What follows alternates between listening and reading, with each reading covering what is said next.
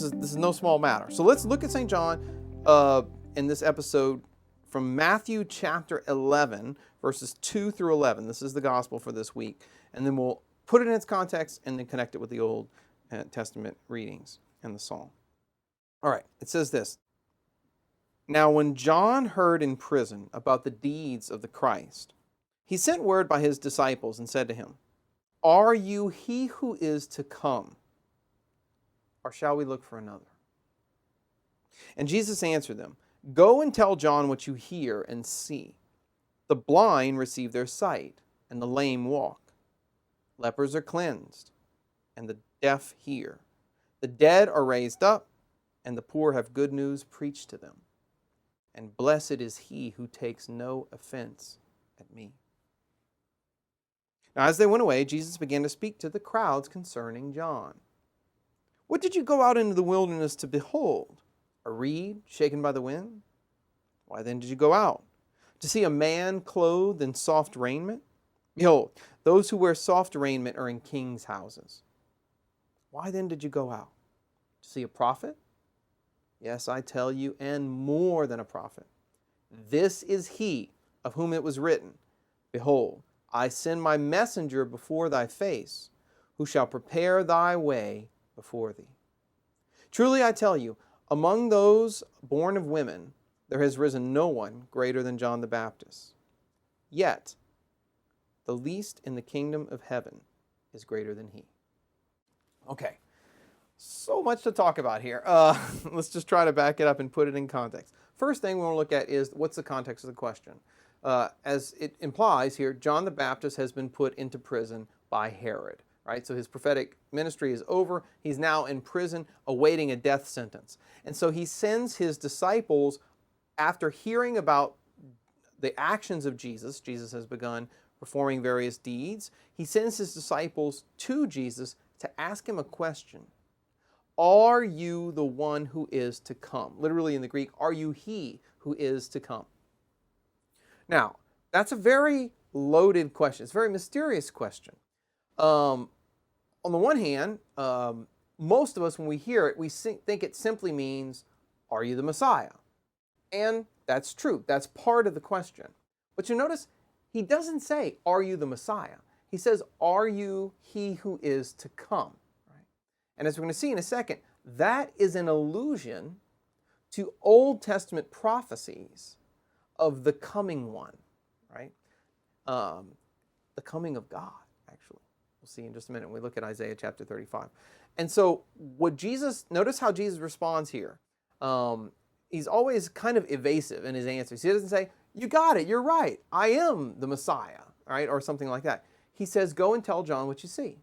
And he gives a list of criteria or a list of actions that should tell John and his disciples who he really is. The blind see, the lame walk, the deaf hear, lepers are cleansed, the dead are raised up, and the poor have good news preached to them. So that's his list of accomplishments, so to speak. And evidently Jesus thinks that's enough to give the answer to the question without saying anything explicit. And he adds one little caveat to a beatitude. Blessed is he who doesn't take any offense at me. Now, in order to see what those things mean, we're going to have to go back to our Old Testament reading. And I'm going to do that in just a second because, as we'll see, the very passage Jesus is alluding to is the first reading for this week. It's the oracle of Isaiah chapter 35. But before we do that, one quick point about John himself. The last section of this gospel is Jesus, in a sense, asking the questions about the identity of John. So the passage begins with John asking about the identity of Jesus, and now it reverses with Jesus asking about the identity of John. And he basically goes through a list of things, and he says, did you go out into the wilderness to see a reed shaken by the wind? In other words, someone who could just be influenced, very easily. Obviously, John wasn't that way. He fought hard. He resisted King Herod and his influence.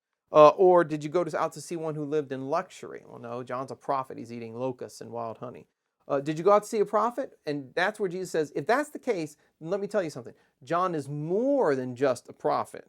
He is the prophesied messenger of the Old Testament. And here Jesus alludes to a very important prophecy from the book of Malachi. I mentioned Malachi last week as predicting that, not predicting, but prophesying that one day Elijah would come before the great and terrible day of the Lord, before the coming of the Lord. And at the end of the book of Malachi, it also says that God's going to send his messenger to prepare his way. So here, Jesus identifies John as the messenger who would prepare the way for the coming of the Lord himself. Now, that's very interesting because, again, a lot of times Christians assume that he's just talking about the coming of the Messiah. But if you go look at the book of Malachi, it doesn't say anything about the coming of the Messiah.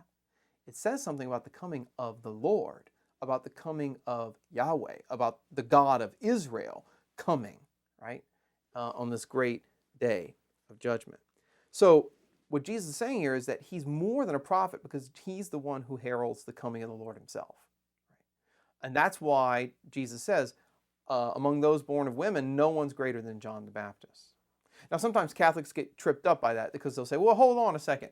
Isn't Mary the greatest human who ever lived? How do you reconcile that with what Jesus says here? Well, you got to look at it in context because obviously he doesn't mean that John the Baptist is greater than Mary because the context is Old Covenant prophecies and the Old Covenant people. Because he says, no one's greater than John the Baptist, yet he who is least in the kingdom of heaven is greater than John.